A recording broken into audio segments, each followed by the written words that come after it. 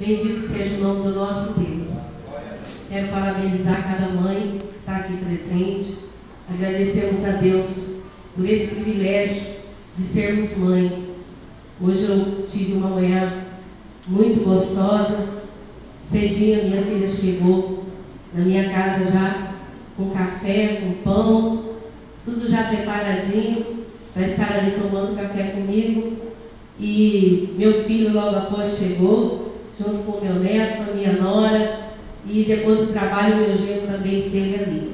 Então glorifico ao Senhor Jesus, que antes eu não entendia essas coisas, né? Antes eu era filha, fazia isso, mas hoje eu sei o quanto que isso é importante. Como é bom nós passarmos comunhão, amor para a nossa família, porque são frutos que nós vamos colher. Amém? Só colhemos o que plantamos. Amém? Então, glorifico ao Senhor Jesus pela minha vida, pela vida dos meus filhos. Glorifico ao Senhor Jesus pela minha família. Glorifico ao Senhor Jesus pela família de cada mulher que está aqui presente. Amém? Aquela que ainda não tem filho vai ter. Aquela que está esperando um bebê vai ser abençoado em nome do Senhor Jesus. Aquela que ainda não casou, então, já pensou agora: pastora, mas eu nem casada sou. A senhora já está profetizando que eu vou ser mãe? Pois vou profetizar que você vai se casar em breve. Aqui na Igreja de Jesus é Libertação. É cansativo fazer casamento, mas é a nossa missão, amém?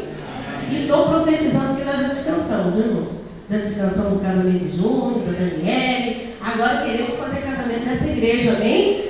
Em nome do Senhor Jesus, porque queremos comemorar mais Dia das Mães, em nome do Senhor Jesus. Hoje é um dia que o mundo inteiro está falando de mãe, né? O mundo inteiro está comentando a respeito de mãe. E nessa noite, Deus quer falar conosco, através de um texto da palavra dele, que essa pessoa não é uma mãe, mas a atitude dela foi uma atitude de mãe. Quantas vezes nós temos mães, vemos mães, né? Vamos dizer vemos, né? E não vemos nelas atitudes de mãe. Vemos a pessoa que é uma mãe, mas não tem atitude de mãe. Mas também vemos pessoas que não é mãe e tem atitude melhor do que uma mãe. De cuidar, de amar, de zelar, de ter compaixão, de ter misericórdia.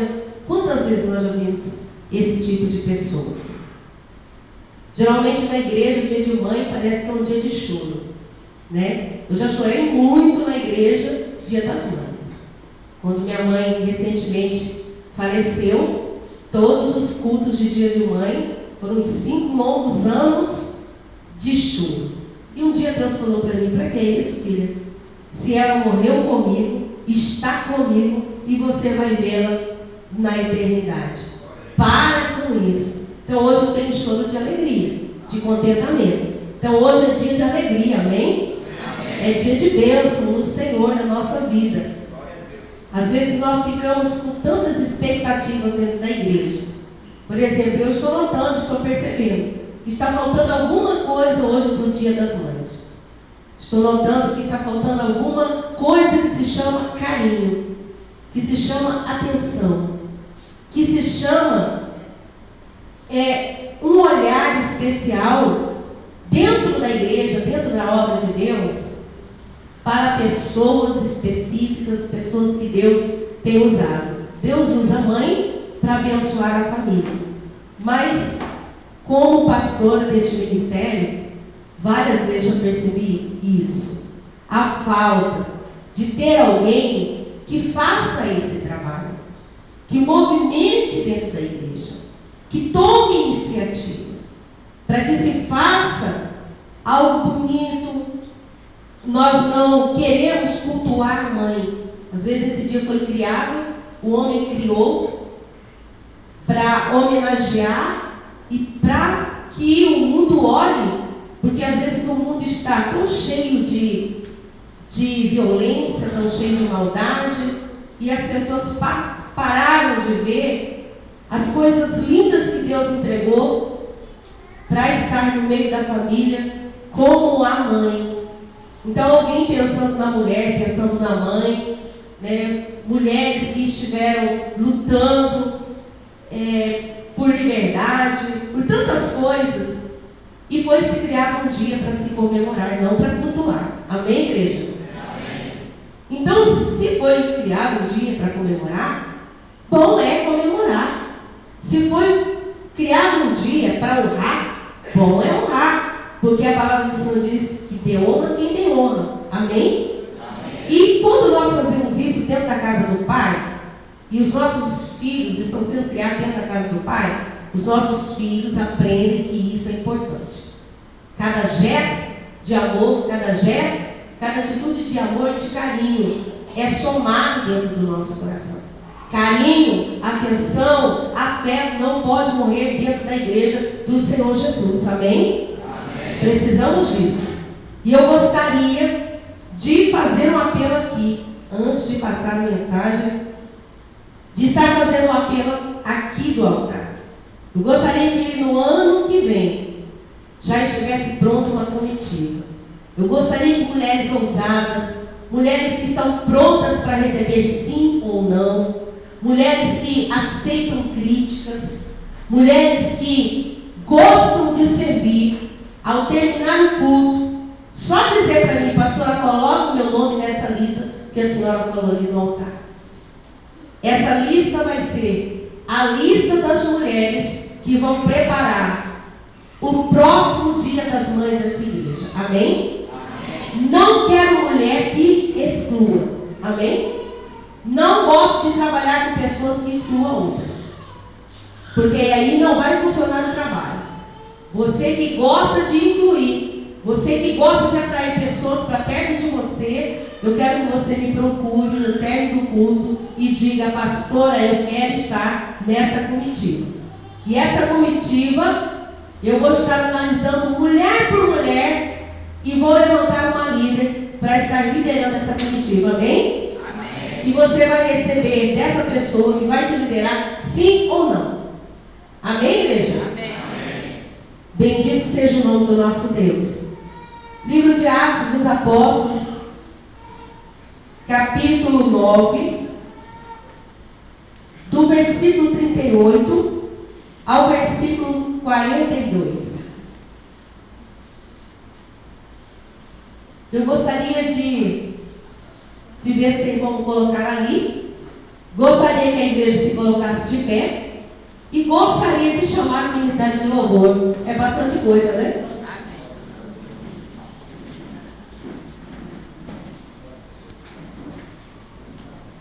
Ministério de Júnior foi com o pastor?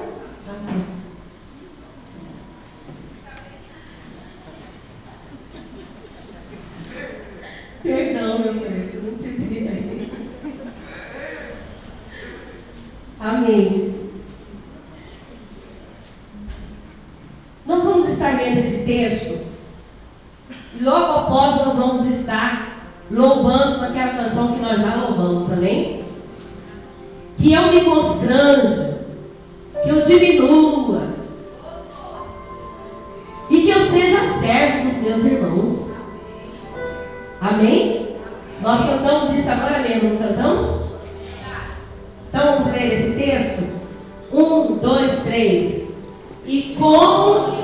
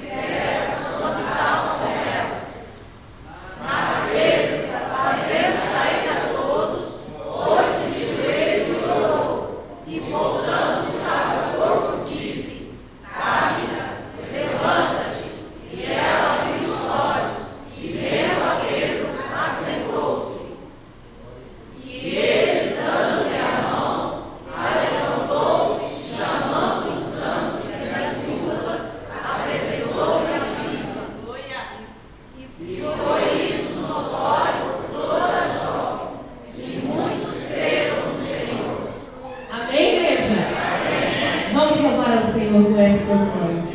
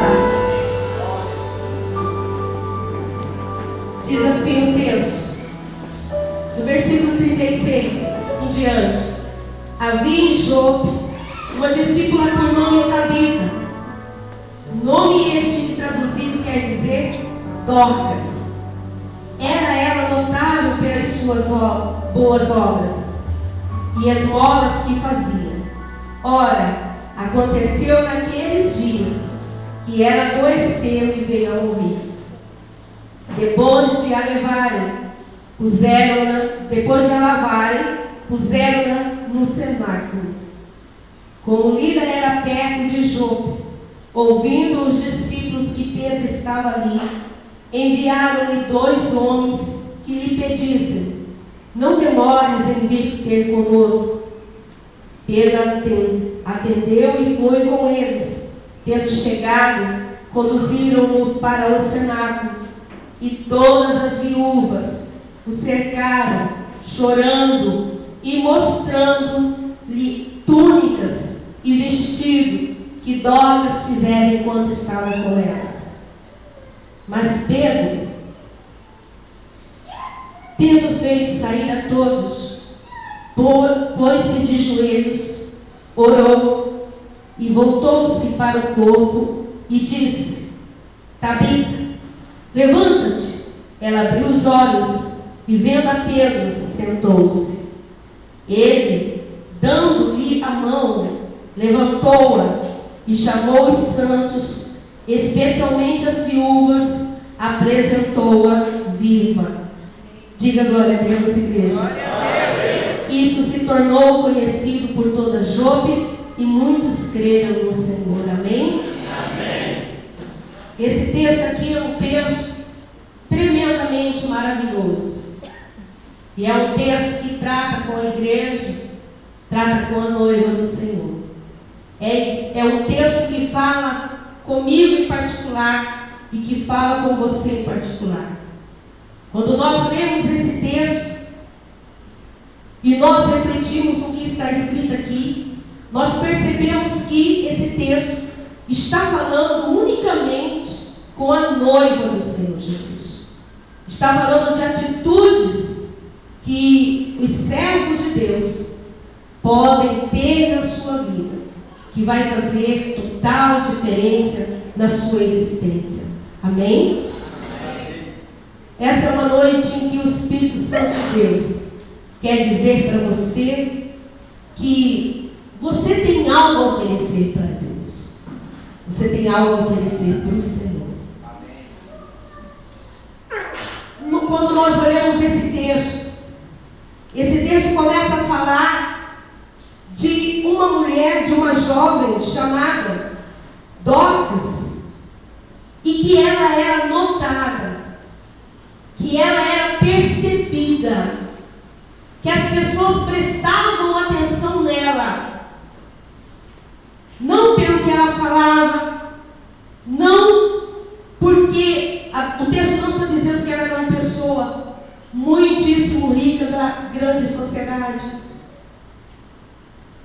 mas o texto está dizendo que ela era notada, era notório, todos percebiam, todos viam que ela era uma pessoa cheia de boas obras. Diga glória a Deus, igreja. Glória a Deus. Mas essa noite o Espírito Santo de Deus quer que nós entendamos que essa boa obra que esse texto está dizendo, e se alguém quiser contestar, se alguém quiser indagar, se alguém quiser brigar, brigue com Deus, não comigo.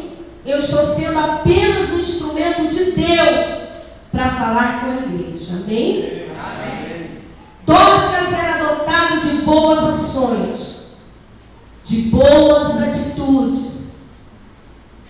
Dorcas tinha um coração misericordioso, bondoso, amoroso. Dorcas era uma pessoa que amava fazer o bem. Dorcas era uma pessoa zelosa, cuidadosa, prestativa, atenciosa. Todas essas qualidades estavam em Dorcas simplesmente por causa da bondade que existia no seu coração. Simplesmente porque Dorcas entendeu qual era a sua missão, qual era o seu chamado e se sentiu feliz em fazer. Nós acabamos de cantar uma canção que quantas vezes nós cantamos e não prestamos atenção. A letra da canção diz assim: servo de todos os meus irmãos. E Deus está falando conosco nessa noite a respeito de irmandade, a respeito de igreja, a respeito de comunhão, a respeito de servir aos irmãos. É isso que Deus está falando nessa noite. Se você perceber, você leu junto comigo, eu li o texto um pouco acima do que você leu, e você não conseguiu ver, nem eu também vi, dizendo que o que Dorcas estava fazendo era fora da igreja. Dorcas estava fazendo para os carentes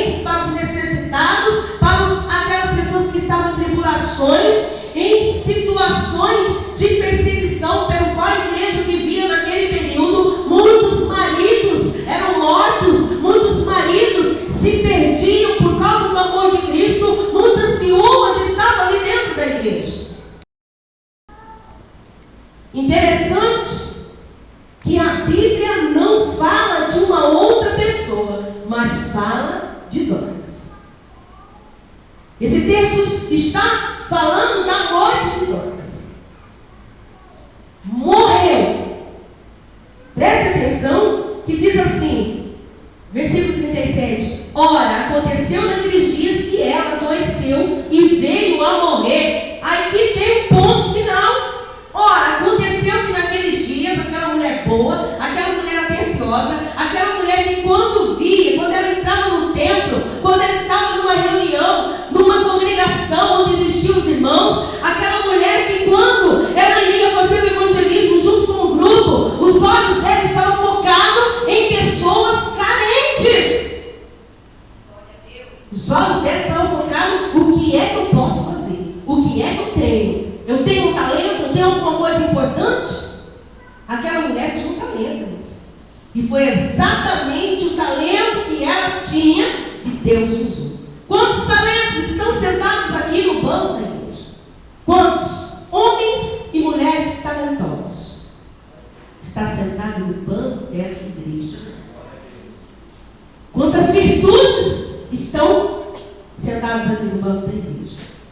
E quantas virtudes, quantos talentos, quantas coisas boas estão guardados em 7 chaves, na cômoda, na gaveta ou no cofre, lá no profundo da sua alma, no interior do seu coração, porque você pensa, voltando para a igreja, voltando na igreja, porque você pensa que dentro da igreja não há necessidade de se praticar boas ações.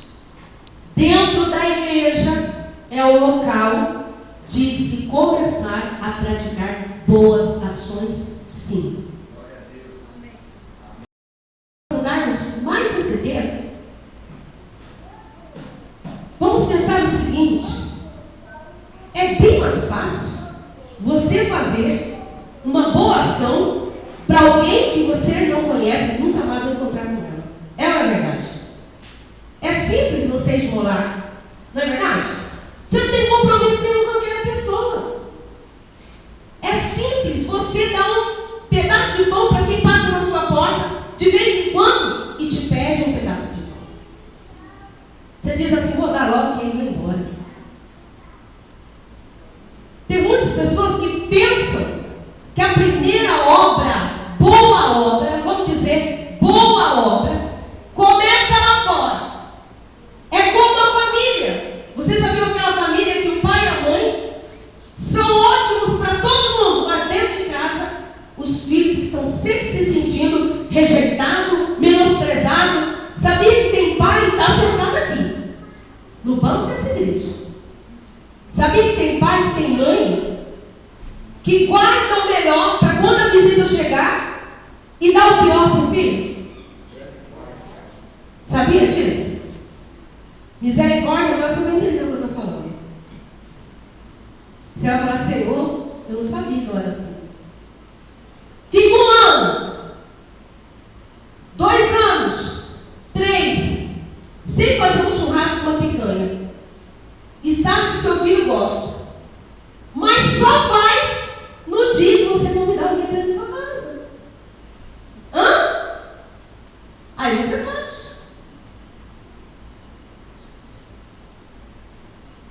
Não teve mais amém, né? Melhor é tudo de casa. Boa atitude, a melhor boa atitude é tudo de casa. Começa na sua casa, estende na sua igreja. Amém, irmãos? Amém. Não que você vai servir o pior, porque Jesus também foi ser, quando foi no casamento, foi entregue melhor e alguém disse assim, olha, mas como aqui é diferente. Aqui é totalmente diferente. Tá do bom e do melhor, né? Do começo ao fim. Eu acredito que começou bom e ficou melhor ainda. Irmãos, a nossa atitude de misericórdia, de graça, tem que começar dentro da casa do Senhor. Amém? Na nossa família, estender na casa do Senhor. É simples você ir no hospital, de vez em quando, visitar